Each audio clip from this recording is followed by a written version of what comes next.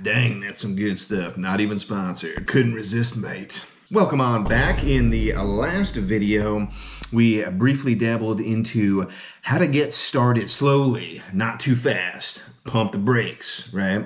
And in this video, we're going to be talking, kind of building off of that and getting into that trail and camp life balance. Now, you're kind of like putting those two together, right? So in the last one, I talked about day hikes, car camping, maybe some glamping, and how those are kind of separate.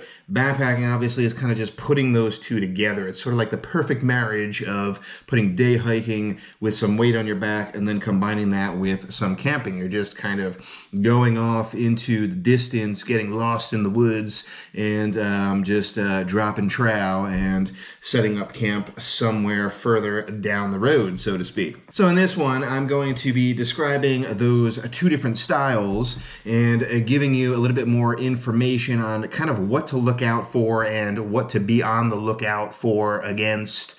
It doesn't really make sense. What to be on the lookout for and what to keep in mind, I guess is a better way to put it, for each one of those. Now, if you enjoy the scenery, being outside in nature, looking at the trees and the birds chirping and looking at all the sceneries and scenic overlooks, well, maybe not if you're on the AT during the summertime, but if you like all that stuff, maybe more of the trail life is for you. If you like to get out and exercise and get sweaty and nasty and put some miles underneath your feet, trail life might be more for you.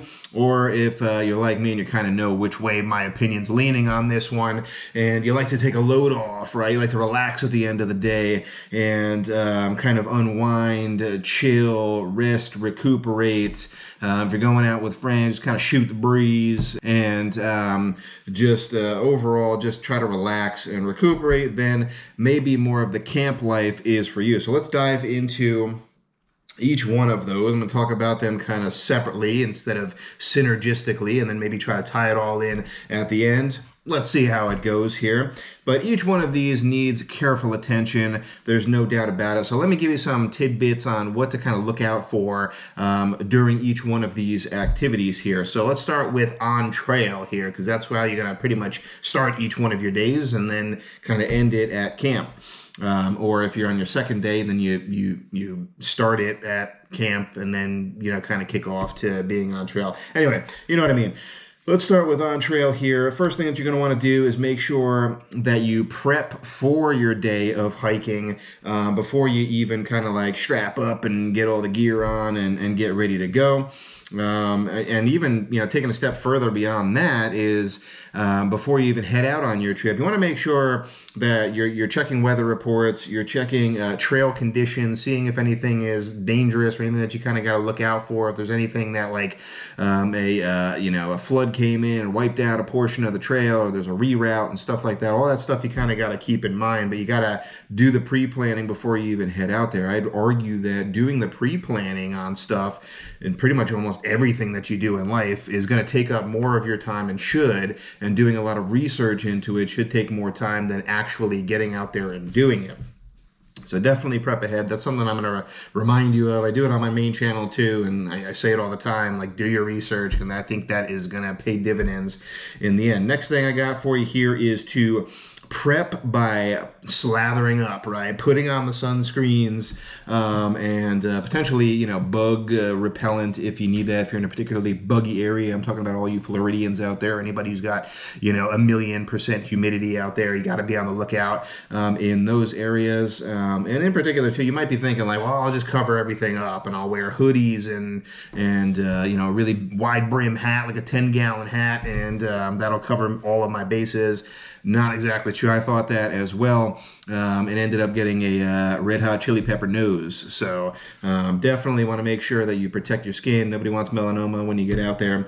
So do that prep work ahead of time. The next couple of tidbits here is really about when you're on trail, being vigilant, right? You gotta You know, keep your eye out. Be ready for anything that can come at you. Meteorites, you know, ninjas throwing stars and all that stuff. No.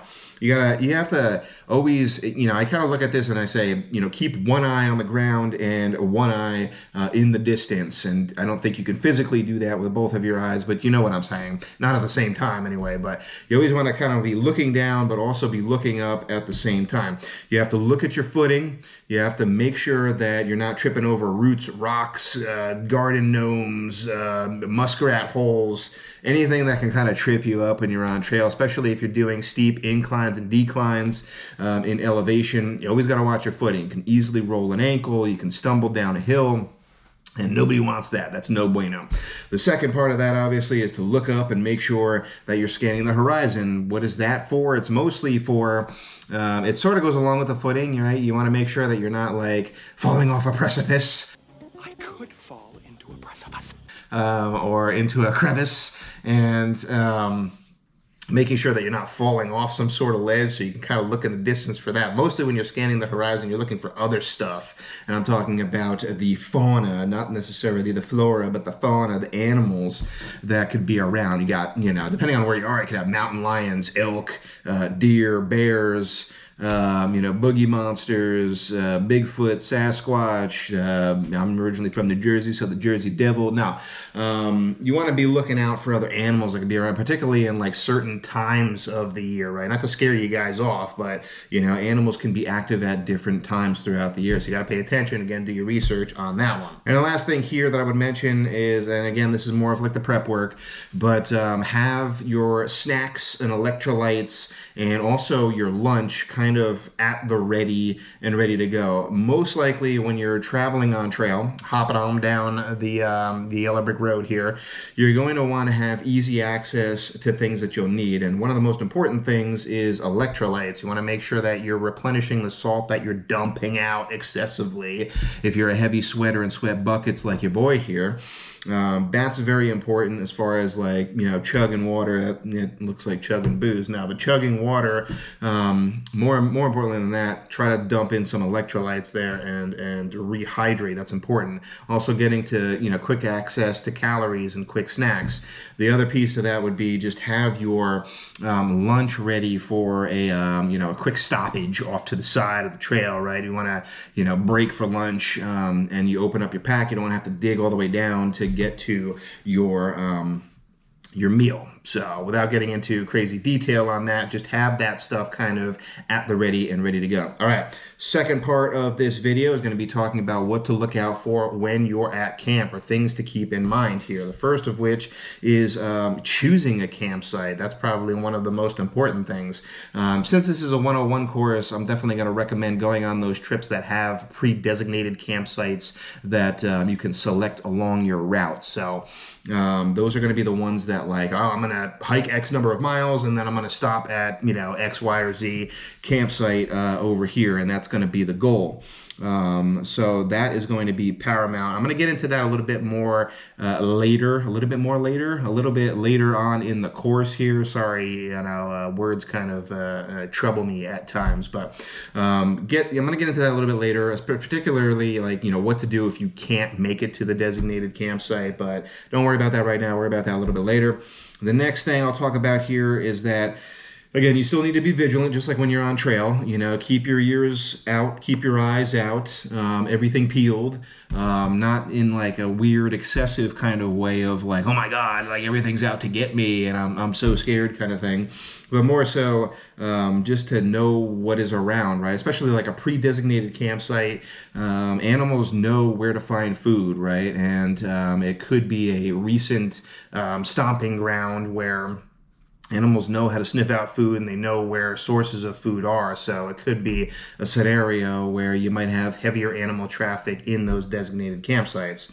And then the last thing here to wind it all down here in this video would be to say, at camp, there's more involvement and more, you know, particular interest around what we like to call camp chores. As in, different things that you have to do, right? You have to set up camp. You have to set up your tent.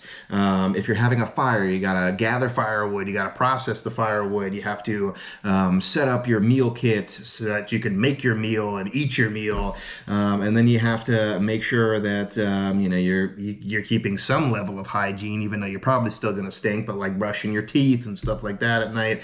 And then ultimately ending the night by storing your food in all what we like to call smellables. That's a coined term by another YouTuber, which I'll throw up over here. But my buddy Dan had mentioned smellables, so I'm stealing that term forever, Dan. I'm sorry, you didn't copyright it, so I'm stealing it. Final step there is to store your food at night. So all of those kind of encompass in a very top level form, which I may get into in some of the other videos in this course, what we like to call camp chores. So those are all things that you kind of have to do when you're at camp, but mostly the other portion of the 10 to 12 hours or whatever that you're at camp, you're either going to be sleeping or just chillaxing, either around a fire, like I said, BSing with other camp mates or friends that you're out there with. And it's all kind of like a chill type of scene. So that's going to do it for, I'm thinking that's going to do it for all of the pre-episodes here before we dive into what I consider the Holy Grail, which is talking about a bunch of different gear. So be on the lookout in the next video for that. I'm going to do basically just an intro into talking about the gear before diving into the very specific pieces of gear. But that's it for this one. And as Dre said, slide on over to the next episode. Hope you're ready for the next episode. Hey. That felt weird. I apologize for that one, but that's some good stuff.